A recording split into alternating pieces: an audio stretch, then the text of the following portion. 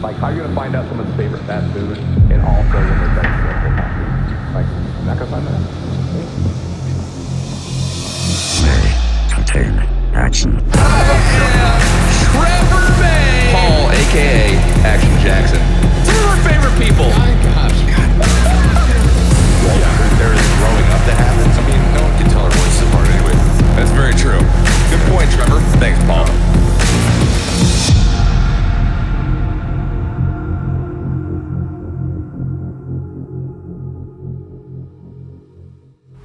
Hello and welcome everyone to episode 5, season 3 of the Make It in Action podcast, hosted by myself, Paul, also known affectionately as Action Jackson. And I am joined, as I mostly always am, by the one and only retired pitcher for a couple of teams in the MLB, Trevor May. Zero-time All-Star. What's up? Zero-time All-Star. Come at me, fam. Woo! Current novelist, kind of. Current novelist. Dude, the fact that you've talked about my story so much, like, people are like, hey, look, it's the author. I'm like, dude, Paul's been talking about this a lot. Dude, I was jacked up when you were telling me about it, man.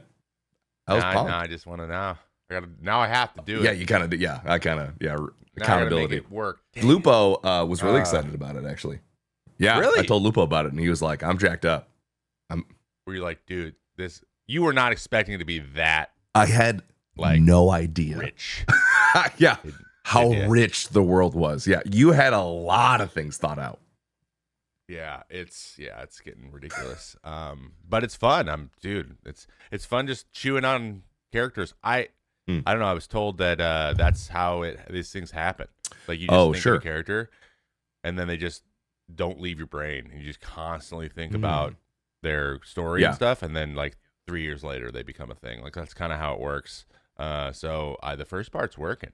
I'm good, man. Yeah, I mean, I feel like you succinctly fleshed out basically the entire world. Yeah. Now, like I've said this before, it comes the hard part where you have to write a book.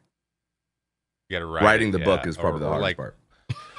And I think there's going to be there's going to be a before time. It's probably going to live in another version somehow, like some way. First, like I kind of want to do a D&D campaign. Yeah. And then let the characters that are playing in it start to like inform it a little bit more. So based on some of their decisions, maybe I change the mechanics. I'm like, oh, that actually was better. Like, because I mean, these things are group. Like, a lot of people think that, especially fantasy novels, are like these solo projects. Not even remotely close. Oh, really? Like, the editor's like 45% of the story, man. Really? Like, that rapport between your editor and you is like you're almost like best friends. Whoa. Like, because editors are the ones that because you write a 500-page book, like, as you can imagine, if you didn't have your editor sitting there scrutinizing it, like, you would just repeat sentence structure over and over and over, because you're just trying to get the ideas out of your head, and then they make it cohesive and make sense and easy to read. And they can be like, this character is whiny a lot. Like, people are gonna be like, oh my god, shut up. This guy says therefore a lot, or however a lot. Like, that's not language anymore. They're a robot. Yes. So we gotta clean. I didn't even think about that. Okay. Do you have an editor? Yeah, so in mind? No, of course not. I don't jack. But a lot of times it's like it starts with just your significant other, and thank God Kate likes. Yeah. So she would read it and give me this is what I'm imagining when I read this, and if it's not what I'm imagining, or if it's really far away, then there's maybe some adjustments to do. But anyway, she's writing stuff too. Yeah, that's right. Also, she's better. Actually, she's a much more eloquent writer than me. Way better at prose and way better at communicating her ideas, because she's just better at that. But I've always been an ideas guy. I think we established that. Oh yeah. She also did that for work. That was part of her thing. Yeah. The project managing was literally her work. But that's what I'm learning now. My gosh. I'm excited to get that going. But how about you, man? What's up? By the way, everyone, if you didn't notice, PM's not here. PM has a new job. I'm our producer today. So sorry, PM. We love you, dude, and we miss you. But we also understand that this is we were like, hey, man, you got to go. You can't make it one morning when we schedule it. It's all good. We got Exactly. This. I know tech. He's got a lot. I don't have a job. I know things. No, he's got a big important job, and he's got to make it work. So I totally get that. That makes sense. Yeah, 1,000%. Me, thank you for asking. I am, you know what, dude? I'm at a stage in my career where I got to figure out what I'm doing in the short term to medium. Like, I know what I want to do long term, but like in the short to medium, I'm like, okay, what do I do now? Like, how do I do this? So some people may or may not have known, the Crown Channel recently had all of their employees laid off. Amazon did some big layoffs in their games division, and that included the entirety of the Crown Channel. If you don't know what the Crown Channel is, it's a channel on Twitch that did a lot of gaming related pop culture content centered around shows. They had a lot of shows. I was on one of them, or several of them actually, but I hosted two of them, Fight Night and One Up for the Win. Both great shows. A lot of fun. I did the one with Chelsea Bites, Fight Night, for 3.5 years. So it was a long thing. Anyway, all that being said, they shut down, laid off. So any future shows I had planned with them are gone.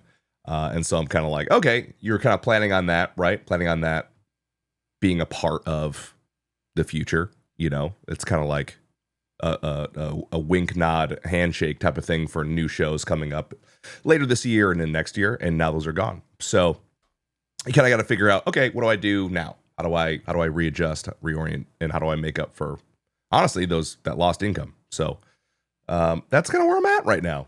It's a little bit challenging. I know that we're going to be all right, but it's kind of like, what do I do? I gotta go back to my roots and make content. Making content. I did notice. I was like, oh, look, that's an Instagram reel. That's a TikTok. By the way, big shout out. Was that Arby? No, I made those. You made those? Yeah, I made those. Did you use an AI tool? Of course I used an AI tool, dude. Are you kidding me? Which reminds me, I actually have a different tool that I think you'll be very, very interested in for getting for D&D? Getting for grabbing content out of your streams and your videos and stuff, like grabbing the moments. And it's powered by it's got some pretty strong AI stuff going on where it points you to all these directions where the hype goes up, where the chat picks up. It's got all this stuff mapped onto your timeline, so you can go to the spikes and stuff and find it. This isn't I actually just got, it's in beta, so it's not available for everyone. So I'm tempted to just say the name now. Okay, I mean, because they're cool with it, but not everyone's going to be admitted. It's called River, RIVR. I believe there are some big people that we know. Yeah, your boys, all the boys. Oh, dude, I've heard of this. All uses it. I've heard of them. And I can get you connected, and they'll get you set up because it is freaking connect awesome. me, Trev. I want to be connected. And the tools they have coming, like the features, dude, where you can literally train it. These are the things I'm looking for. You can create these action trees. And then it can do. You can almost automate it from literally from the moment it happens in stream. It will grab it, cut it, and upload it. Oh, eventually, that's where we're hoping to go. I hope I don't get in trouble for this, but you know what? It's awesome. I think that once it's released to the public, that it will be a small subscription, and I won't say numbers because they haven't locked it in, but I'll just say it's going to be a lot more affordable than you think it is for everybody. Dude. Anyone will be able to get it, which is it's super cool. These guys are awesome. They do great. I mean, so far I'm like, how has it worked this well? I appreciate this because this is exciting because it feels like I'm using one right now. I'm not going to name who it is, but it feels clunky and kind of unintuitive. And now it's gotten to the point one that I told you about. I think so. I can't remember actually. Because it is. Yeah. And I'm like, excuse me. I'm like, okay. At this point, I'm just using it to make the video vertical. That's what I'm using it for. Like all the other features, everything just feels so like, here's the kitchen sink. Like here's a bunch of crap, and it doesn't do really any of them super well. But it's all manual. Yes. But I am using another app to do the captions. So I'm actually honored that you thought the video was done by Arby, because I was like, dude, I've been looking for an automatic AI captions app like this for a while, and it works really well. Oh no, actually, I can tell by the slant. Yeah. That what you use. By the slant. It's not the one that I told you about. The one that which is actually the one you're using is less clunky than the one I'm using. So, but this river thing is like the customization, and then you'll just be able to set templates so where like to a point where you're just like, oh, just drag and drop. Oh, I love that. But I also learned how to do those captions in Premiere, and like I made it a preset, and now I just like put the preset on, and then it automatically puts everything in the same color in the same place where I want it. Oh my gosh! Exactly the way I want it. Immediately. So, but you also have to edit the short in Premiere. Oh, so, yes, of course. Which is fun. I like doing it. Anything that's Trevor May Baseball, my YouTube channel, plug. Yeah, is me. I think I'm gonna edit everything on that channel because it's really, really fun. But all my other channels are gonna start getting other people involved because it's too much. It's a lot, man. It's a lot, dude. I mean, I made 3 clips. I released one. Because the other one's gonna come out tonight. And bro, I mean, maybe this sounds really privileged of me, which I get, but I'm just like, the time it takes to do this stuff is crazy.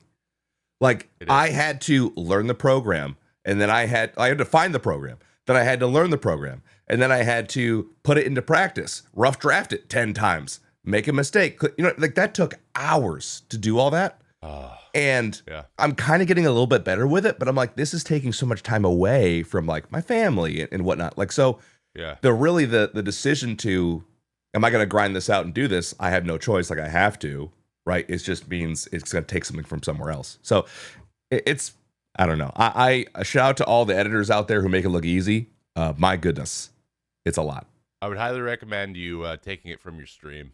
Yeah. Sorry guys, but like that's what it's just frankly the being live, and we love you guys. And honestly Paul's relationship was a little bit different than mine, but like the ability to monetize while you're live is only kind of shrinking, which sucks a lot. And starting to have to depend a lot of like on tips, not bits, like tips, because the payouts are shrinking. Because of policies, and we don't know if they're just going to keep doing that to try to close some hemorrhaging that they're doing somewhere else because of their own business practices are hurting the people that are creating the whatever. Exactly. But it's just like the Twitch especially, it's not as I don't want to say easy, but it's harder to make a true living, like a secure living. It's more volatile.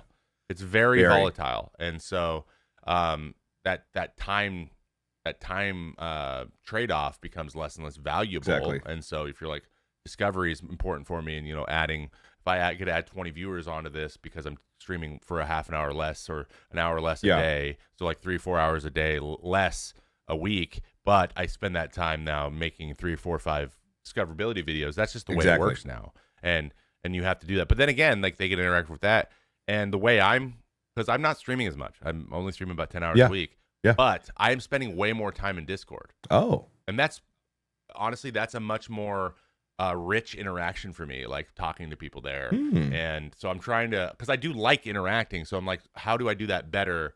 And I'm still streaming, but like, how do you do that better in a little bit better return on investment? Because that's just kind of how things have especially changed since we had our hockey stick moments in 18. Yeah, exactly. Right. Yes. Yeah. And like the market, like you said, is shrinking. So the market is for monetizing live streaming content is shrinking, or at least it's concentrating, right? It's concentrating towards the top 1%.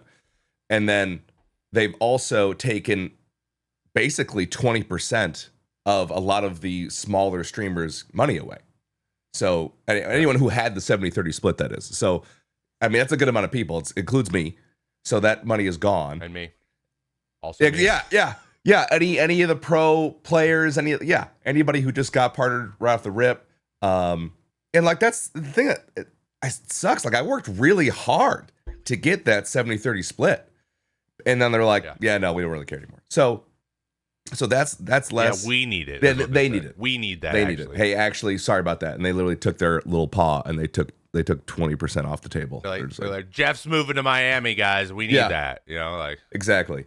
Oh, and also sidebar. At last I knew, I could be wrong on this, but I'm fairly certain that the Crown Channel was making them money, and they were like, "No, we're gonna get rid of it." What? So yeah, like I had net positive shows, and they're like, "No, we don't want this anymore." So it's like I don't even know what Amazon's doing, and I hate being beholden to them, but yeah, at the same time, you're the idea guy, right? I carry out tasks in front of me, and so yeah.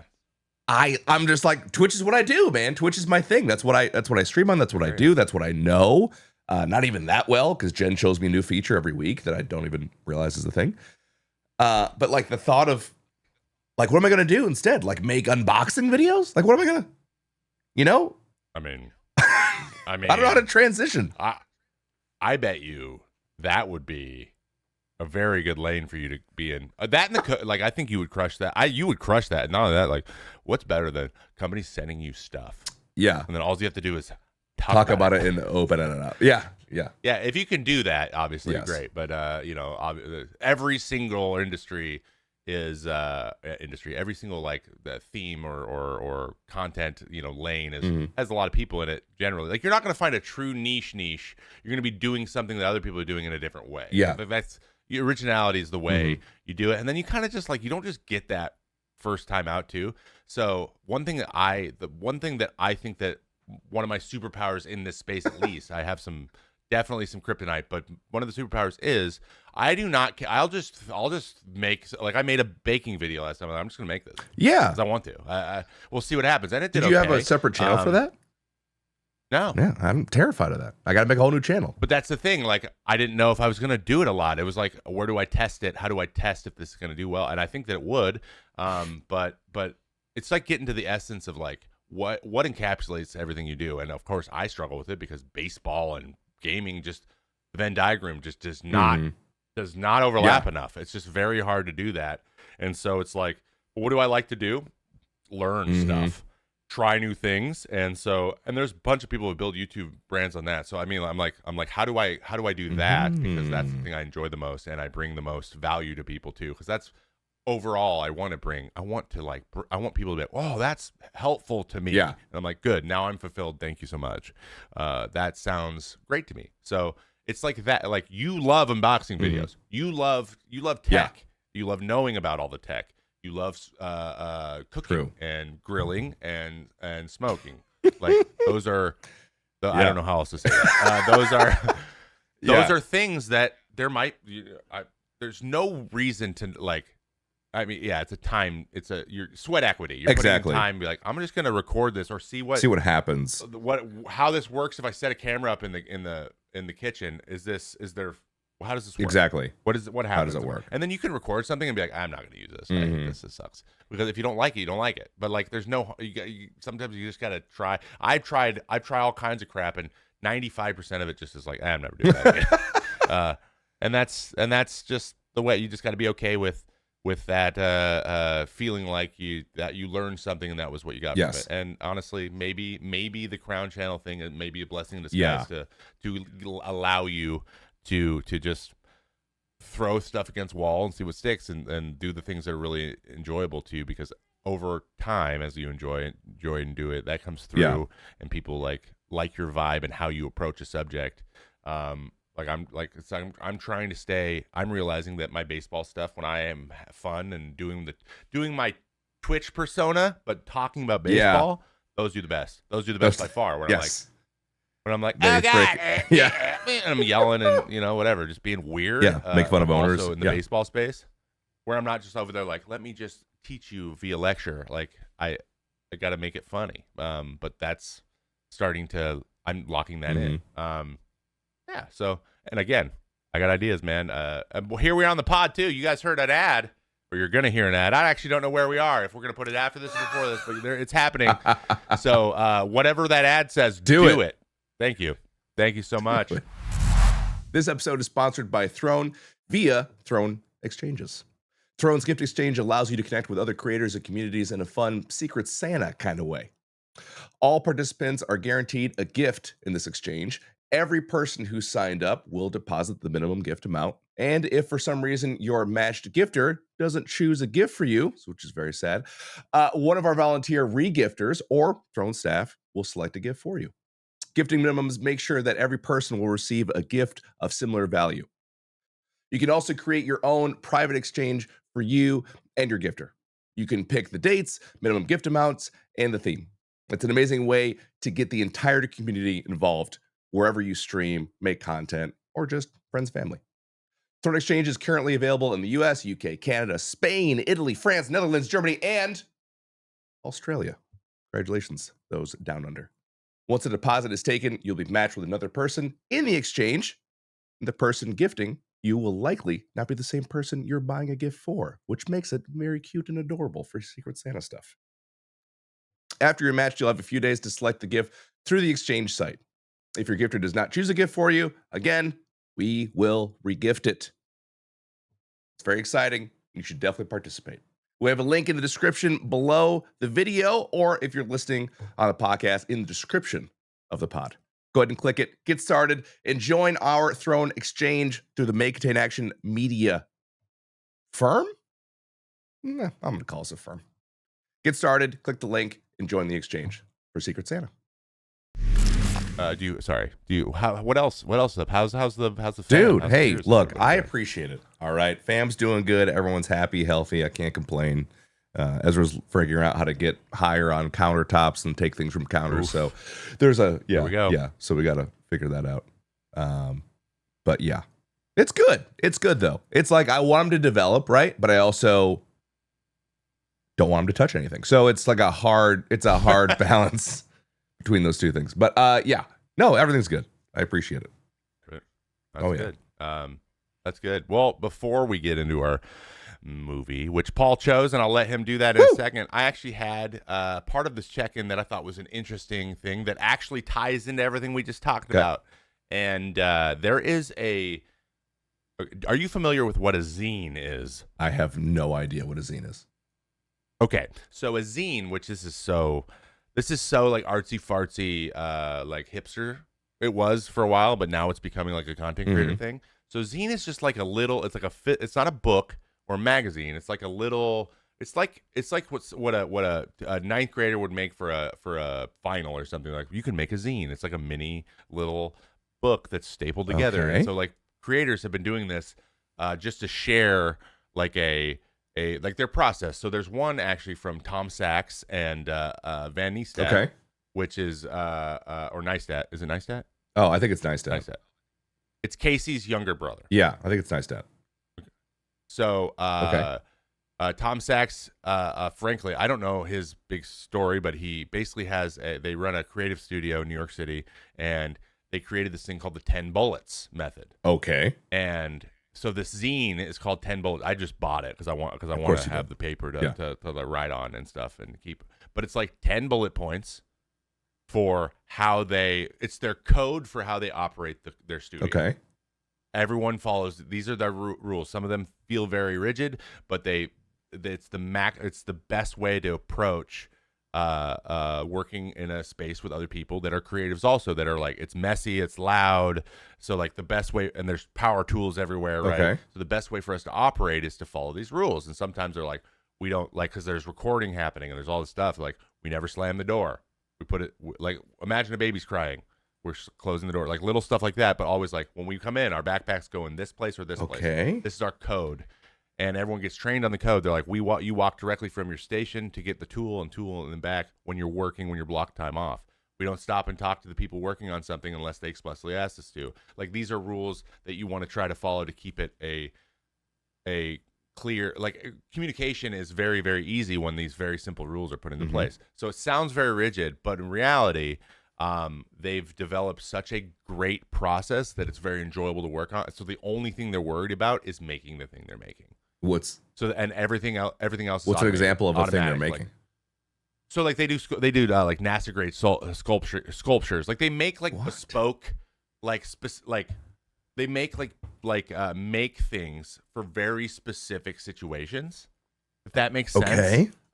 Like for creative projects, it's kind of weird. But they have like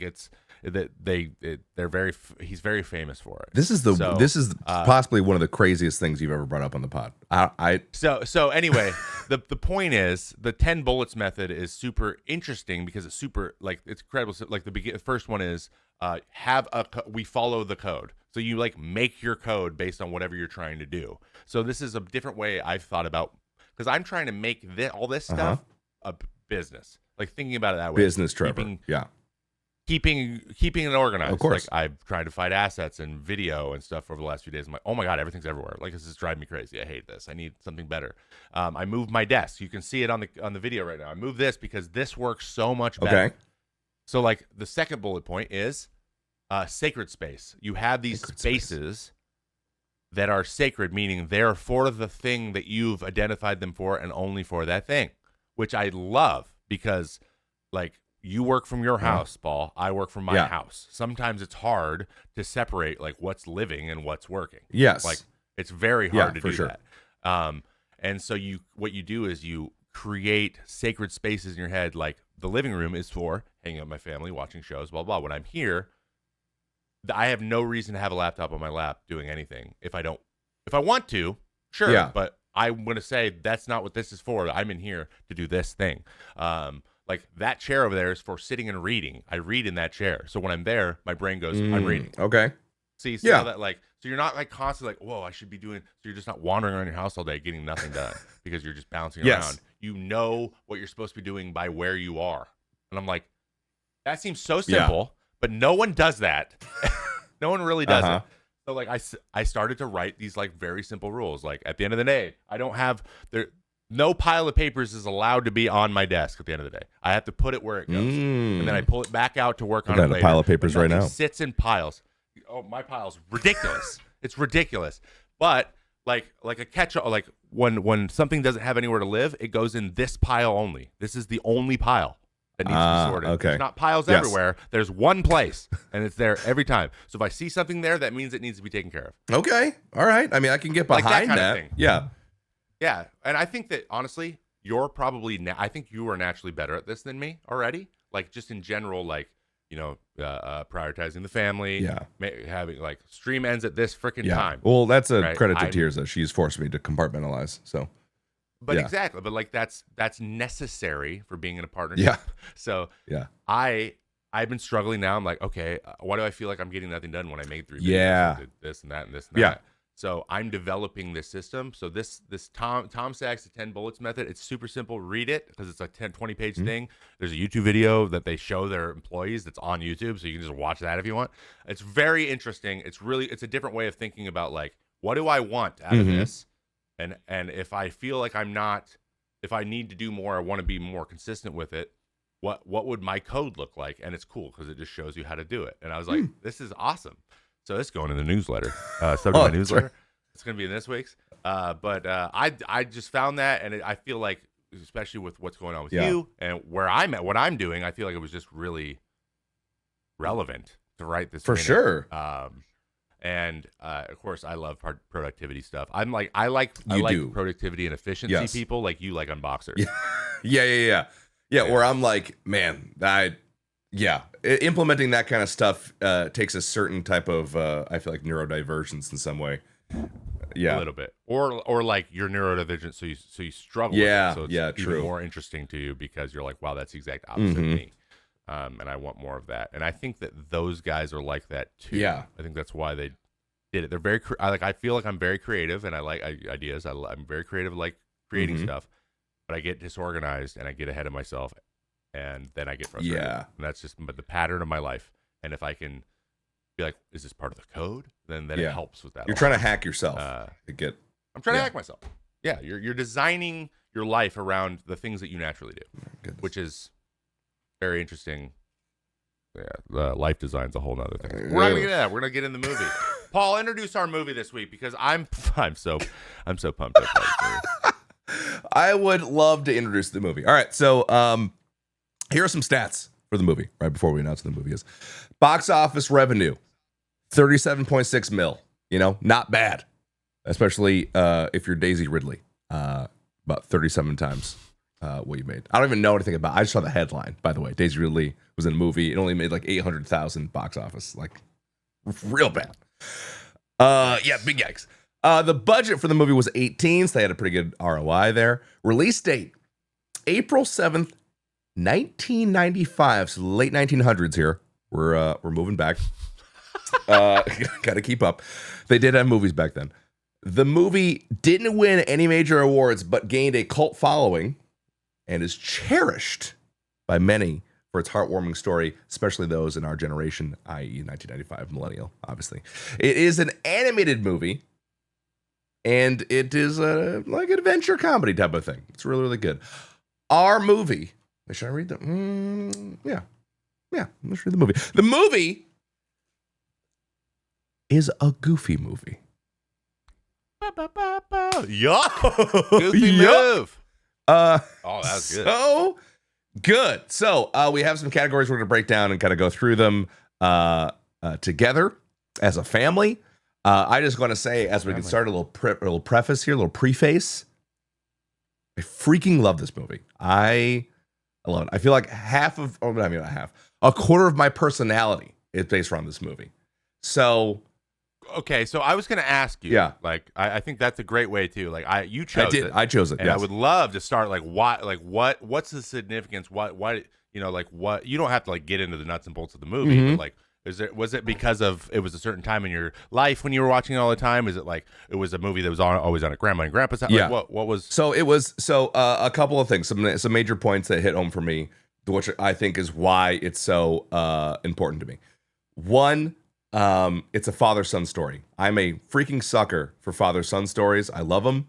I think they're so great. Nothing against, mother-son stories or I can't really relate to the mother-daughter one, but I just feel like when males in my life showed emotion, it was a big deal, because that generation did not show emotion really. It was like, you were like, I think my dad's proud of me. Like, I'm not really sure. Like, not everyone had that experience, obviously, but I mean, there's been like maybe a few times where my dad has said it. My dad was a great dad. A few times where he has said it because he didn't get it from his dad. I've like held on to that. So like that was like everything for me. So father-son stories I freaking love. And then also it was actually one of the first movies, especially an animated movie, where I felt like kind of represented in it. Like it felt, I was like, I think all these characters might be black, or at least some version, right? Like some sort of minority group, like it was, or at least brown, like it was.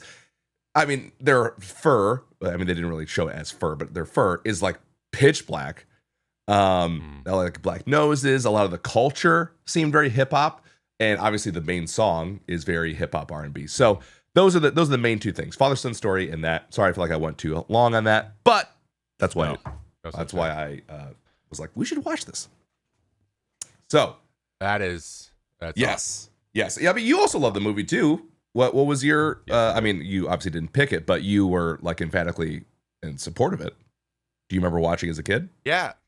No. This was one of the VHSs we had at one of my really good friends, Jake, growing up. So, like, we watched Disney movies constantly, but Jake, for whatever reason, Goofy movie was one of our go-tos. Yeah. I think it was just because of the whole.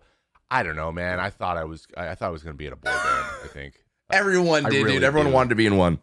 Yes, but like this was remember, this is like 95 to 2000 prime NSYNC Backstreet Boys, obviously Powerline in the movie is based on Michael Jackson. That's very clear. So like that, like the pop star, stuff was big, huge. Like it's big now, but in a different way.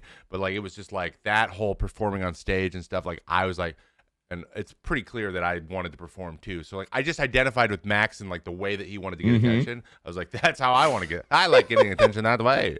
Exactly. So like that's why it landed to me. And then that I have a great how like when you're playing a video, I always use this in video games because we spent so much time doing this. But like we talked about this before when we were playing World of Warcraft again, and we were saying when I play this game and I'm in this in this area or whatever, I have a taste that I've associated because I ate something all the time when I was playing this. Like with this movie, it was a bowl of like butter popcorn, just like microwave popcorn, and then like goldfish. No way. Oh, mixed so in? It was just like that was our it was like our snack, like our kid snack you could have, and they always had that huge like gallon thing of goldfish, and they always had microwave popcorn. So we just go down in the basement. Oh yeah, we would we would play a couple games of NFL Blitz. Yes, and then we'd watch the Goofy. Oh my dude, take me back. Oh my goodness.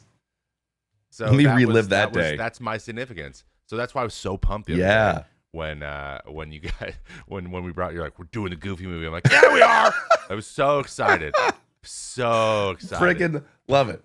Okay, that's awesome. I feel like it is a movie that elicits so many emotions, and like it also feels like, well, I mean, we can get into this too, but like you're saying, it has a cherished culture that you wrote, at least, that like you felt like maybe you were alone in, but then when we got older, we're like, you like the Goofy movie too?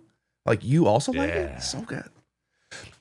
Yeah, so all right. Good. And then this was prime. We'll get into this in a minute, but this was prime animated movie time too. Oh my gosh, the orange Nickelodeon boxes are the best. I know this wasn't Nickelodeon, but this is the same time period. So anyway, all right, our categories. The first one, the Vivian Ward rating for the opening scene, rated 1 to Vivian. I'm gonna give this one.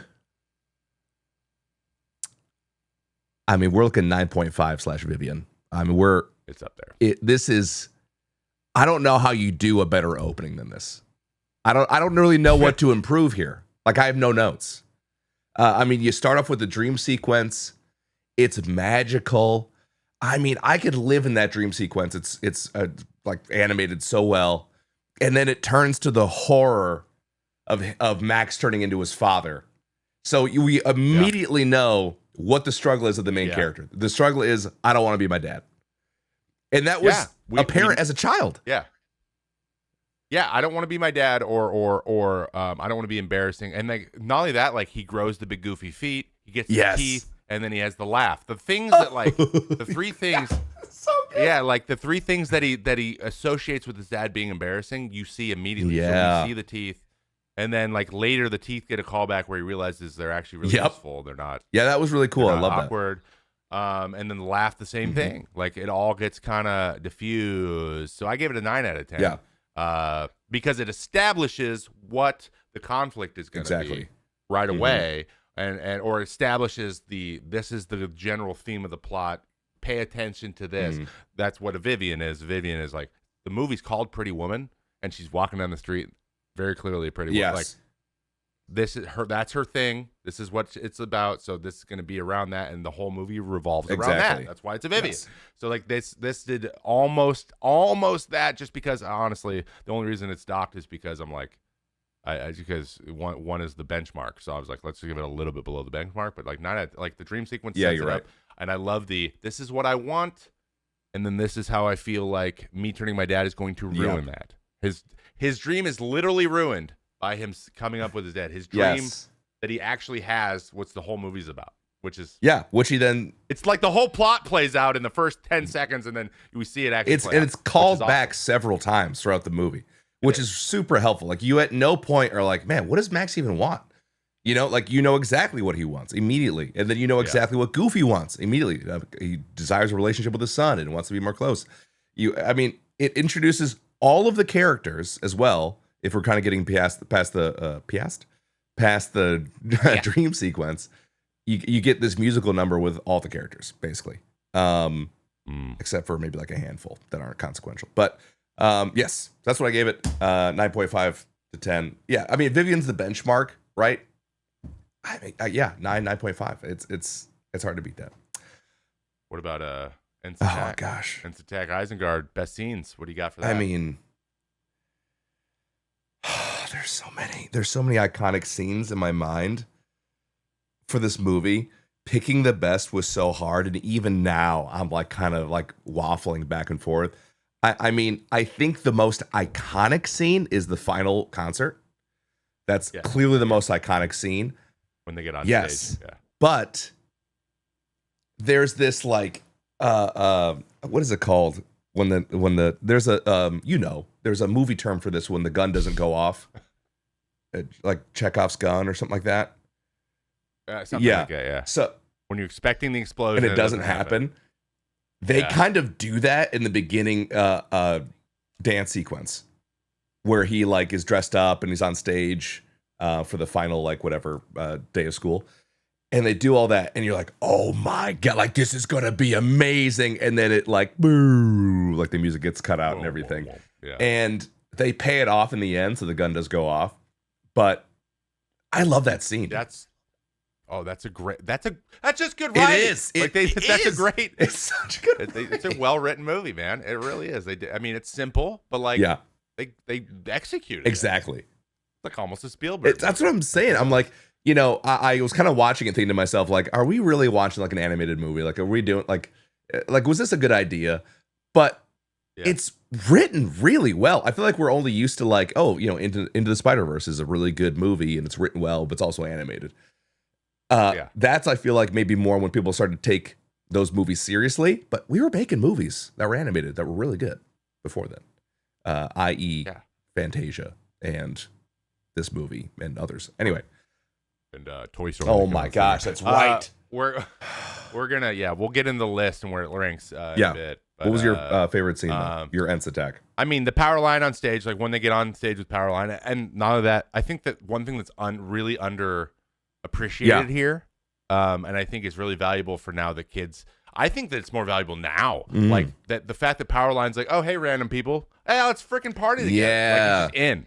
And I think that now we're like, don't get near celebrities. Yes. Yeah. Like don't get like if that were made now, someone would tackle them, and then they would go to prison, and then the movie's over. And you're like, exactly. Oh. Like this is more like have dreams. Like who knows, you know? It will probably work out and it'll be fine.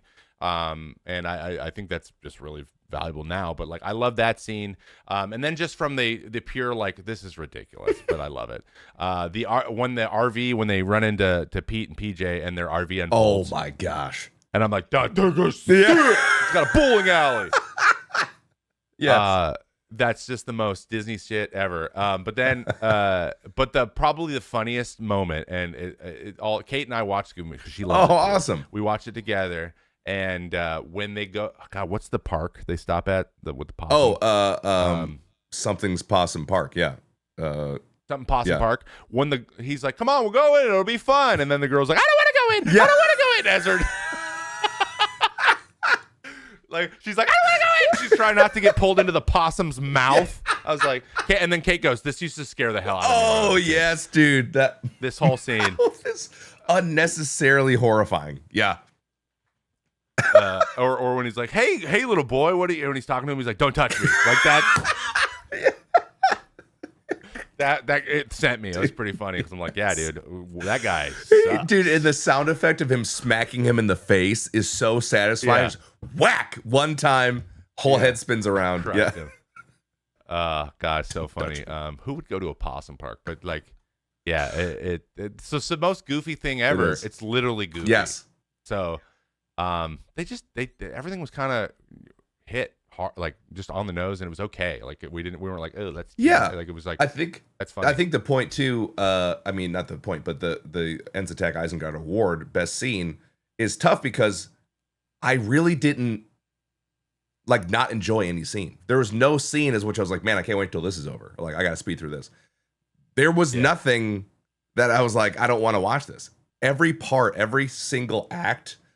I feel like there were multiple different acts, but there was probably like 5 or 6. But anyway, all the scenes felt, I mean, they were story driven, so they weren't unnecessary. They weren't fluff. They went to the Possum Park to advance the character's arc.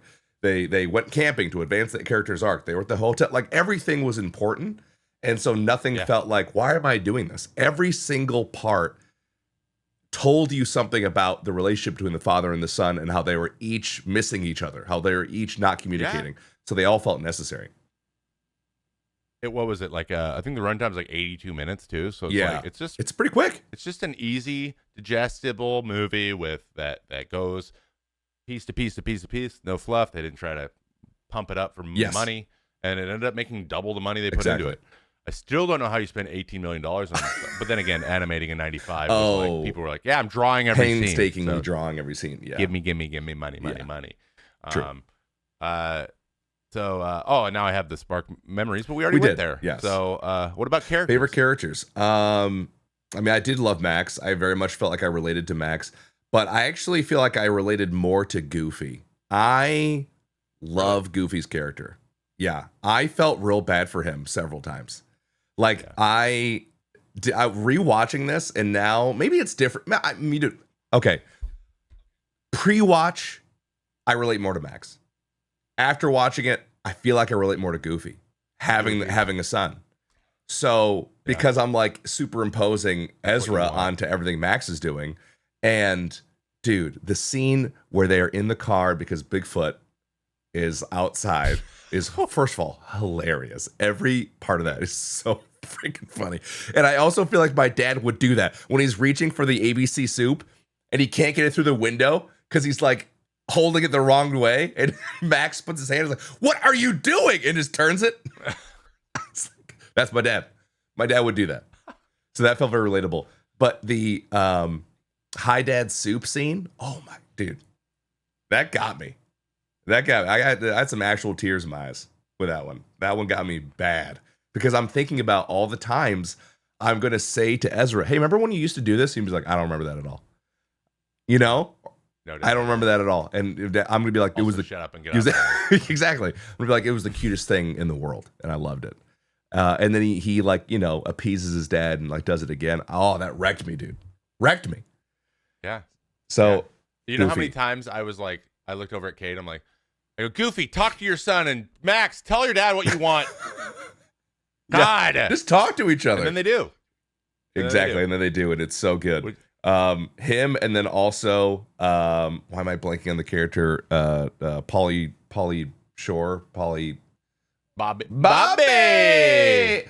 gosh, I freaking love him so much. Bobby was great, and PJ, just probably because he's adorable. Come on. And he's the voice of what's Jimmy Neutron's best friend? Oh, I never watched Jimmy Neutron. I never saw that movie. I know. What? It's the same voice. I can't even do his really? voice. The breathy, but yeah, same voice actor who does. God, what's his name? He's the nerdy redhead best friend of Jimmy Neutron. He all plays PJ, and I like PJ too a lot. It's so funny. I like PJ. Obviously, I identify with Max as well because that's the way I handle things. Oh, yes. Like, I'm like, oh, I really want to do this thing, but I'm going to go along with what you want to do for a year. Ah, okay. Right? That's something that I'm actively working on. Being like, hey, I want this. Yes. I'm doing this, and you can do what you're doing. Exactly. Kate. Like, that's what me and her are both working on that. So that was just, that hit home with me. And then I was happy.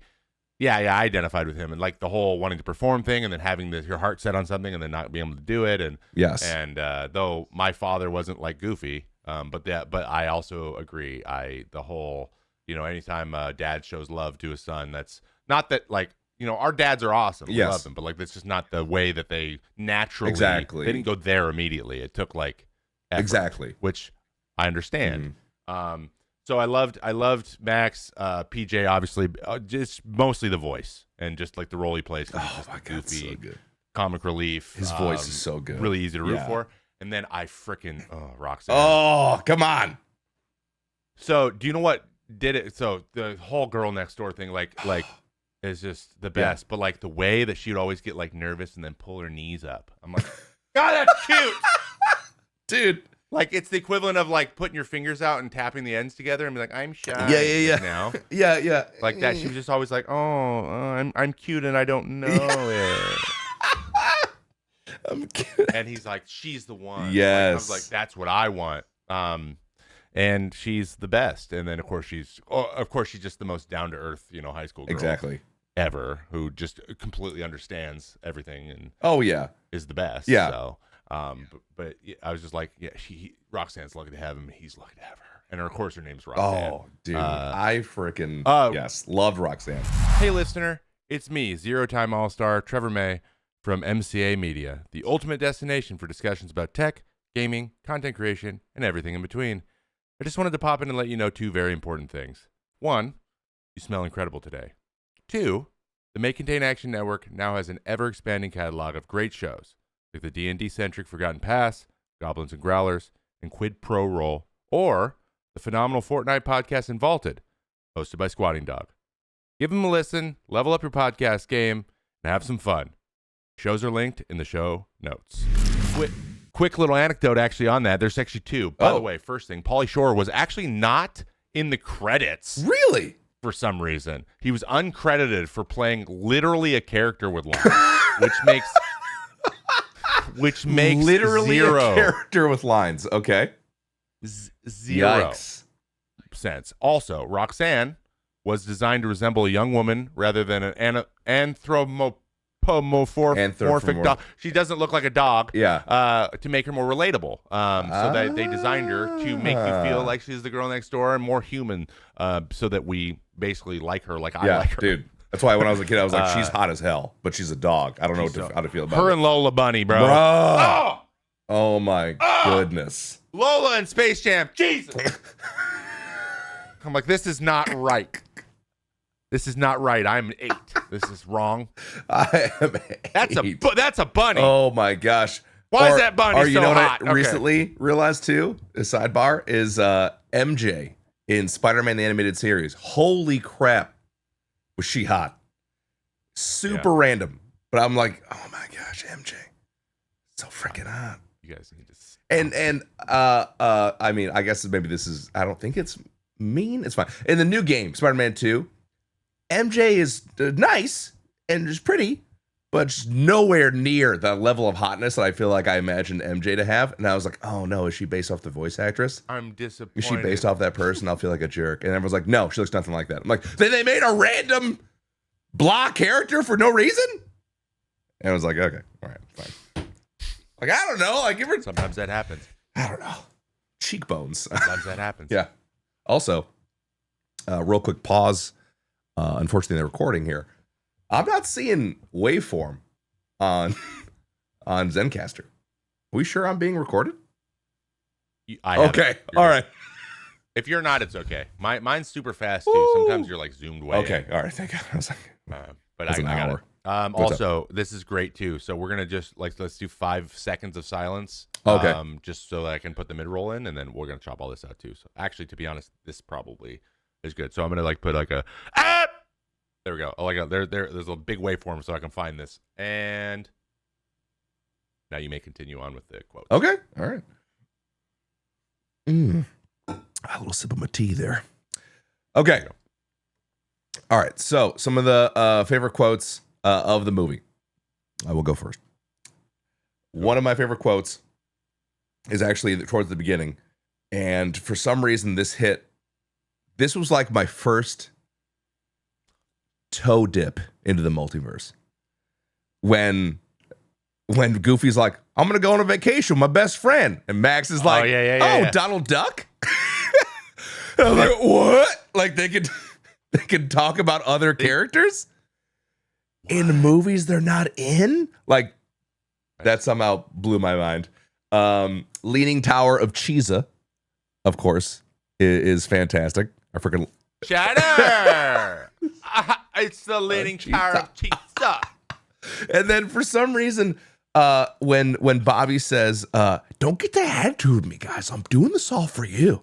Like, for some reason, that just felt like really aggressive. Like, no one was even coming after him like that.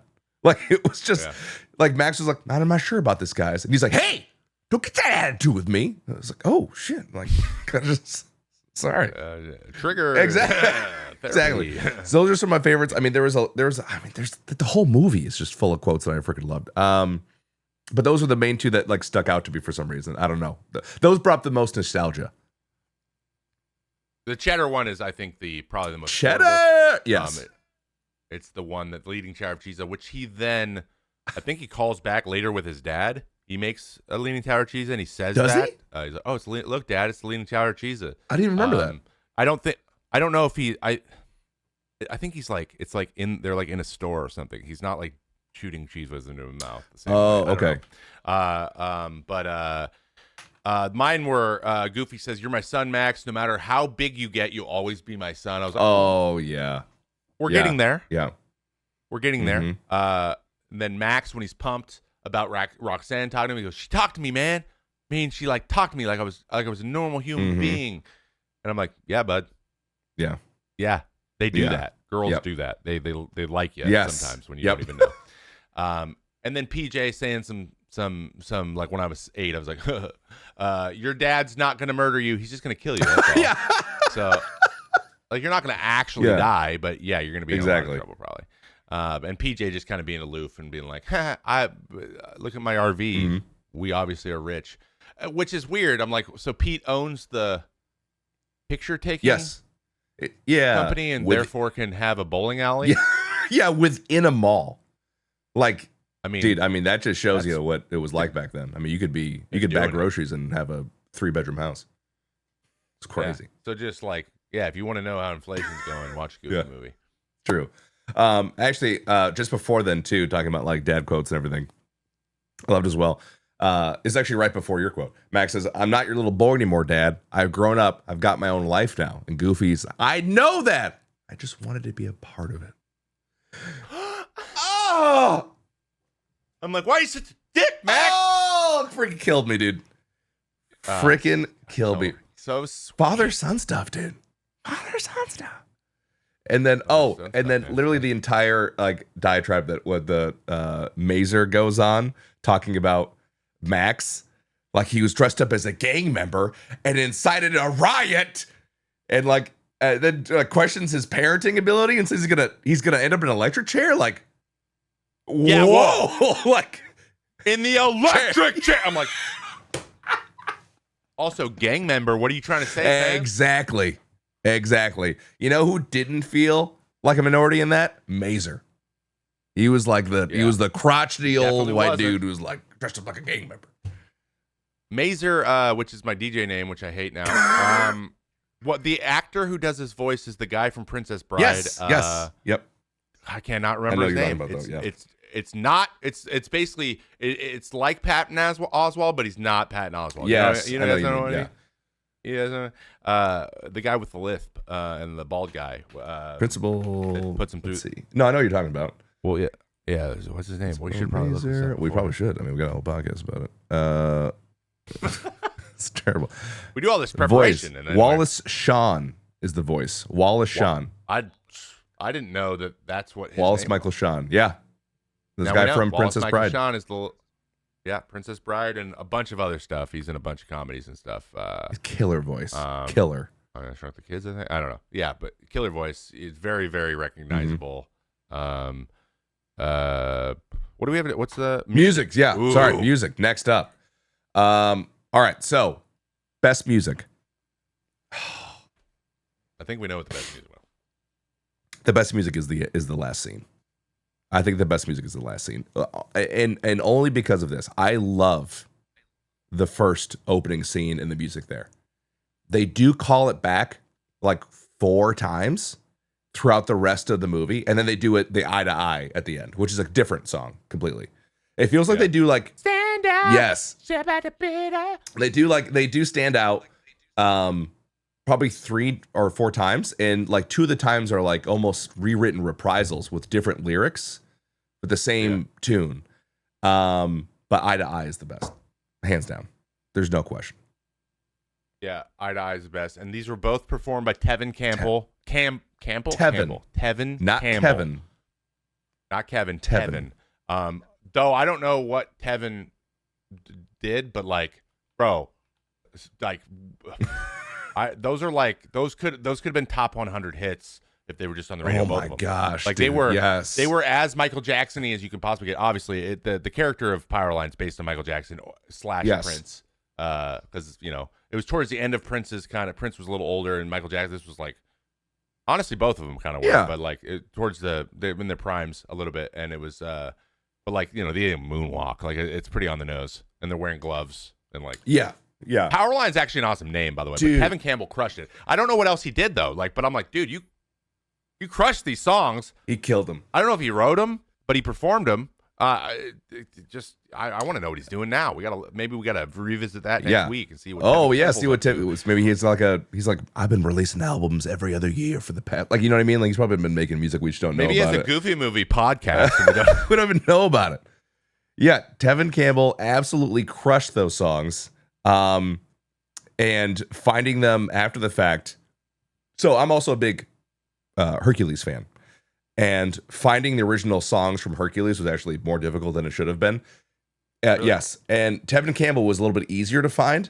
But I'm also at the same time, like, I don't understand who's in charge at Disney, because it feels like so much money could be made off of the sale of the music from these animated movies, and they're just not taking advantage of it. Like, there was no real, like, the best one I could find, at least for Hercules, was like Kevin Bacon or someone like redid it. I'm like, I don't want this guy. Give me the original. And so even Tevin Campbell, I'm like, make this into some sort of like remix, or bring Tevin back for more Goofy Movie style things. I remember talking to, I immediately forget his name, Zero, from Holes. I don't know why. Oh my God, Cleo Thomas. Holy crap! So I'm talking to Cleo about it, and apparently there's a lot of like licensing issues that happen with Goofy Movie, where they like couldn't for some reason. So we might have to dig into that. Again, we have a podcast around this, and this is the topic, but we didn't look at that. We should look that up. Well, but anyway, I agree with you. I freaking love Tevin Campbell. I want to know what he's up to. Eye to Eye is top 10 favorite songs of all time. It's maybe Disney has soundtracks, and this one is up there. Yes, but it's also a very specific. It's kind of a musical too. There's two. It is. Isn't there two musical numbers where they're singing that aren't Powerline songs? Oh, too? at least. I mean, there's the one where they're on the floating down on the car on the river. Which, by the way, get the one in the make beginning. model of that car, because holy crap, that thing held up. My goodness, I think it's probably Toyota. 100% Toyota. So yes, and then there's another one when they're driving on the way, like when they first start the trip. There's a little musical number there. One when he's on his way to school. Yep, exactly. That too. Oh, yeah. So yeah, it's basically a little musical. Go listen to the soundtrack. It's probably on Spotify. All right, next topic. Memorabilia, rather. Anything you want to own from this movie? What do you want from this movie? What are you thinking? So I want Powerlines. Outfit. I mean, I want to be Powerline every day. I want some Powerline PJs. I just want Powerline everywhere. Because he's sick. And then obviously Pete and PJ's RV. Oh my gosh, yes. Because yes. And then I didn't think about that. You know, just for running errands and things, the possum suit. For running errands. just the possum suit where I'm like, hey, little boy, welcome to Buc-ee's. No, sorry. Why, dude? Even when I was a kid too, it always felt like shade when that possum was like, "You're so sad." Oh, like making fun of him. Yeah, just like poking. It's like you're mad, bro. Like he has a stick. He's like, "You mad, bro? You mad, bro?" So sad. That's a good one. I didn't think about the RV. All right, mine is the Powerline, the before it was vacuumed cardboard cutout. I want that in my room as well. Oh yeah, yeah. I want that in my room. I want the waterbed from the motel. I need it. I need that waterbed. I know that they're very uncomfortable, but I want it anyway. I don't care. I want little fish in it. I want that waterbed. And then, lastly, I want the pizza that they eat in the motel. That pizza looked unbelievable. I forgot about that, man. I bet you that made me want pizza so many times as a kid. My goodness. The cheese never does that. It's like, oh my God, you want it. Every time I would pick up a slice of pizza from a box, I would hope it would do what it would do in the Goofy movie. It never did. It's just like, how much pizza do you think that scene sold, and then just combine it with like anything Ninja Turtles? How much pizza my gosh, was being peddled because of those two pieces of children's content? Probably being propped up. I mean, Pizza Hut sales alone are probably 90% from those two avenues. Yeah, and we have covered that. Pizza Hut sucks, and they've made lots of money. So bad, awful, so freaking bad. Those are good memorabilia. All right, last award. the cream of the crop award. If you don't know, Where's when it you would ranked? harvest the crop, you'd have cream that would rise to the top. That's how you would get the cream from the milk. It's a popular saying in Wisconsin. Wisconsin. Freaking love it there. How does it stack up against other similar animated movies around the same time? And where does it rank on this list? All right. So here are a couple of movies that came out around that time. It's Toy Story, 1995. Big one. Big one. Big one. Pocahontas, 1995. The Lion King, 1994. Aladdin in 92. Beauty and the Beast in 1991. The Hunchback of Notre Dame in 96. Friggin' Space Jam in 96. James and the Giant Peach, 96. Balto, who I've never heard of, in 1995. So that's on the bottom. Classic. You should check it And out. Pretty good. Jumanji at 95. Dude, the 90s. So you're telling me. You're telling me same year as Goofy movie was Toy Story, Pocahontas, Dude, and Jumanji. that's why Goofy and movie. then the next year is Hunchback, Yes. Space Jam, and James and the Giant Peach. Oh my goodness. I mean, this was like the original Infinity Saga. I mean, this was like just a series of relatively unrelated movies, a majority of which are Disney. If not all of these. Are all of these Disney?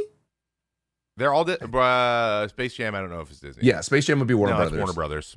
Yeah. But dude, I don't know if James and the Giant Peach is either. It might be like Sony. yeah. So Balto is, Jumanji is. yes, okay. So of these, another father-son story, Jumanji. I mean, Where would it be for here? me, I think that this movie, oh my gosh. It's tough. It's a tough It's tough. This is okay. So I think two rankings. One is where I think it should land, and then the second one is where I think it lands. I think this movie lands, of all of these absolute bangers, somewhere probably middle of the road.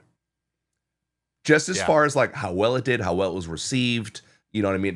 The money it made, all that kind of stuff.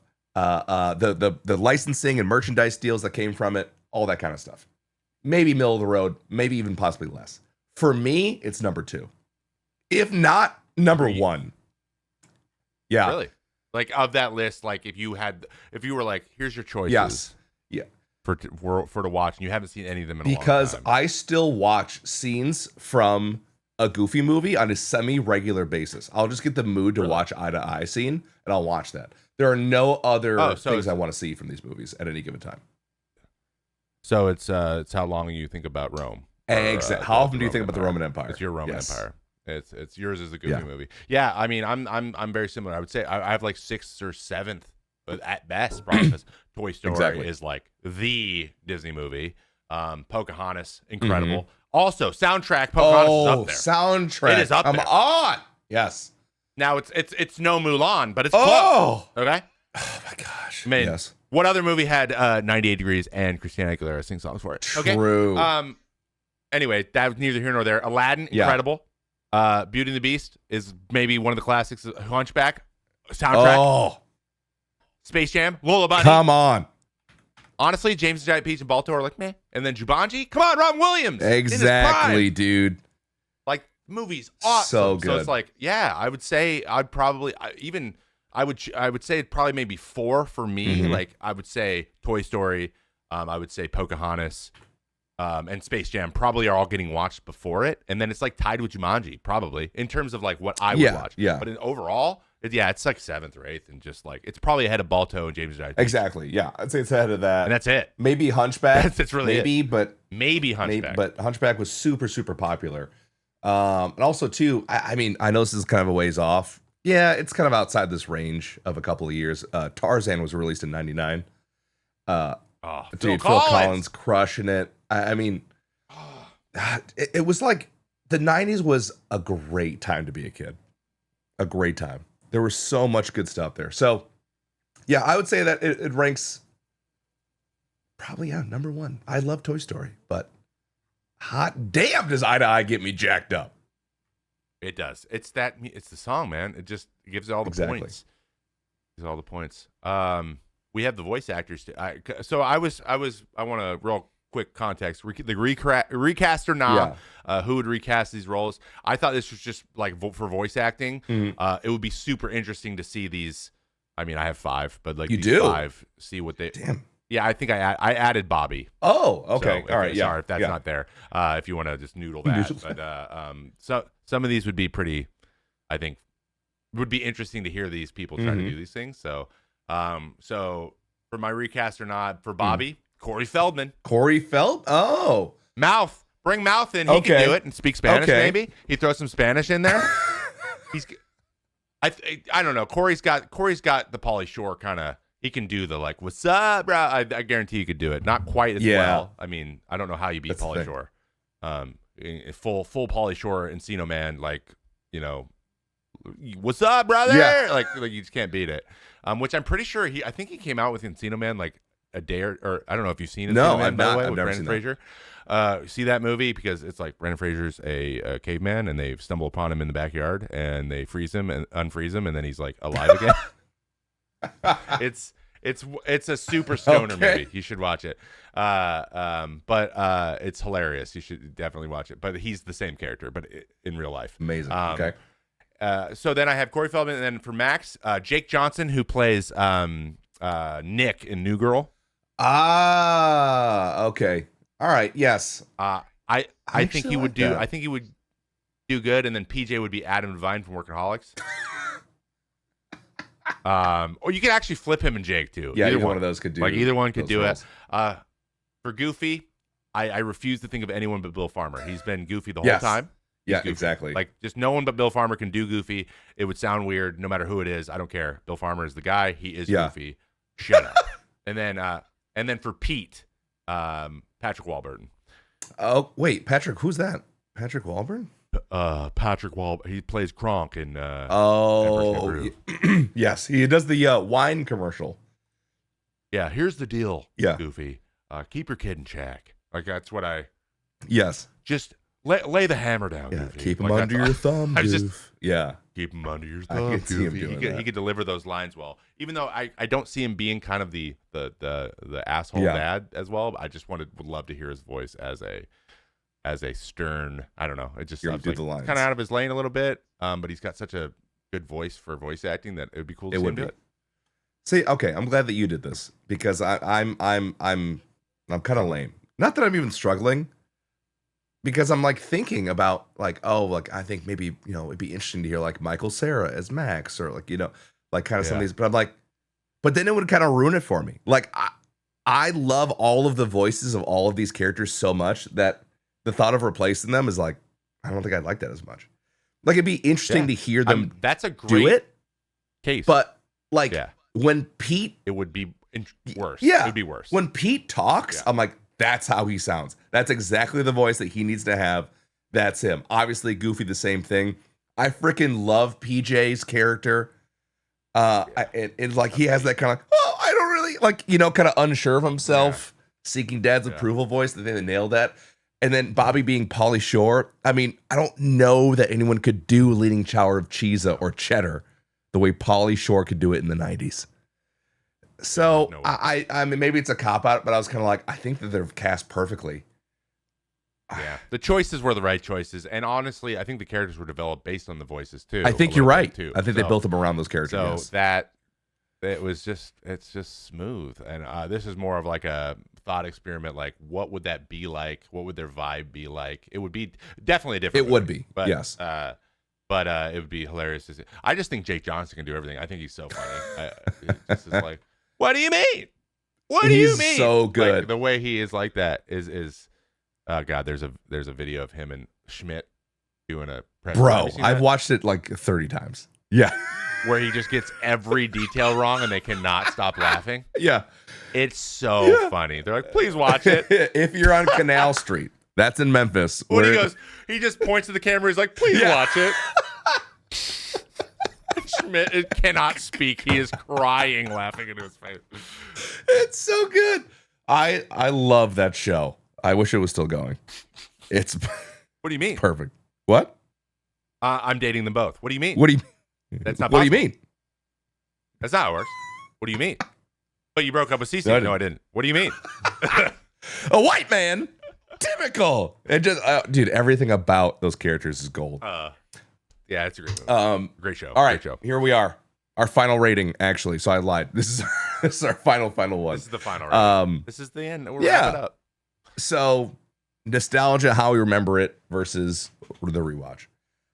I remember this movie as being, I mean, it's tough. I'm trying to be as like critical, like I'm a movie critic, but also like what it meant to me. You love it. So I freaking love this movie. This movie, like I said, is like at least 25% of my entire personality. This was a 10 out of 10 nostalgia for me. And then coming back for the rewatch,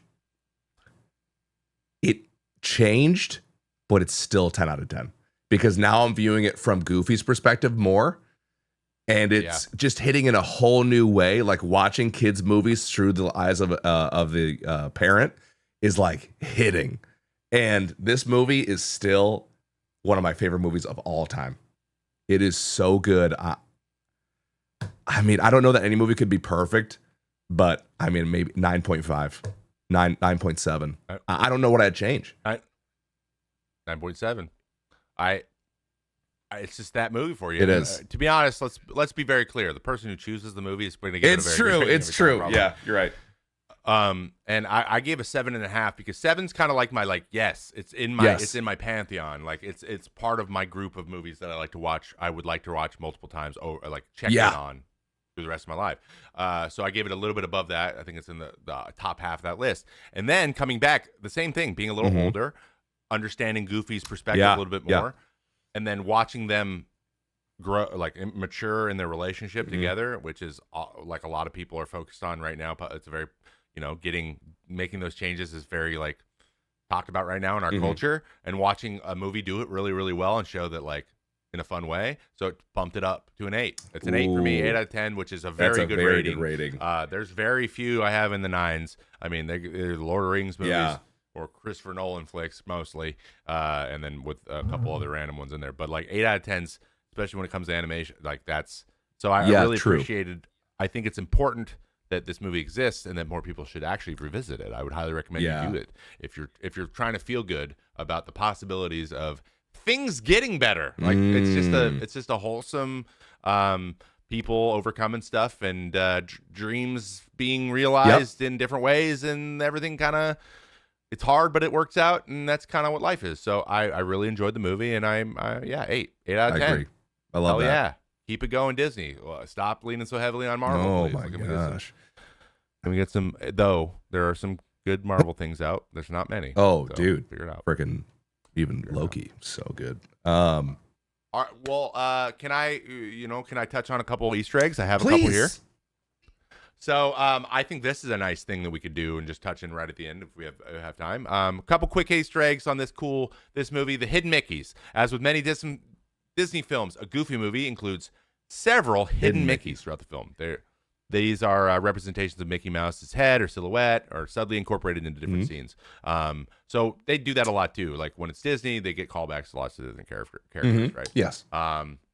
There's also there's a scene where Goofy and Max are on the open road and they pass by a motel with a sign reading Walt D's Motel. It's a reference. I didn't even realize that. Cool. Which is a clear nod. And then Max's schoolmates. If you look around, some of Max's schoolmates resemble younger versions of characters from like DuckTales, Tailspin,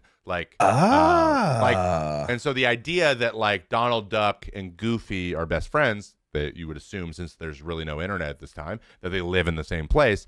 Obviously, Donald Duck's relatives are probably going to be all Duck in school with Max. I realized, I was like, is this entire world dogs? There's no other type of character other than just dogs. There's a lot of dogs, which but you can see like in the background at the concert that there's other characters and things too. Wow. If you really look, just like that, it's like allusions to them too. There's like Donald's not there, but like you're like that could be someone related. Yeah. Yes. Right. Okay. To just kind of and they like animated a lot of different. There was not a lot of like buzzy audience like shots. Like you could see every character. Yes. Like they drew a lot of characters in the crowds. Reacting and stuff, which was cool. Which isn't what a lot of like they didn't have to do that. And so, but that's Disney. Disney did that. They Easter egg like this a lot. Like Toy Story's got 1,000 of them. Right? Yeah. So it's I love the way they do that because it's another fun thing to do when you're rewatching because you're catching new stuff even to this day. Agreed. And we touched on some of the anecdotes too with the cameo. Cameo has, by the way, Mickey Mouse and Donald Duck are in it very briefly during a song. Am I blind? How did I miss all this? On the open road, they're like. Oh, that's right. Of course. Yes. Okay. On the open road. Yep. Okay. So they try to do that too. So that's like a cool little. They just try to get them in there somewhere to give them the illusion. By the way, this is Disney, and go watch our other movies. By the way, we have other things. Yeah. So great movie. Cool. Like Disney. This is one of prime Disney. This was their formula. Yeah. They did it in a time where they had hit banger after banger after banger after banger, and I think. Oh my gosh, it does. And also, just a little side personal Easter egg for myself.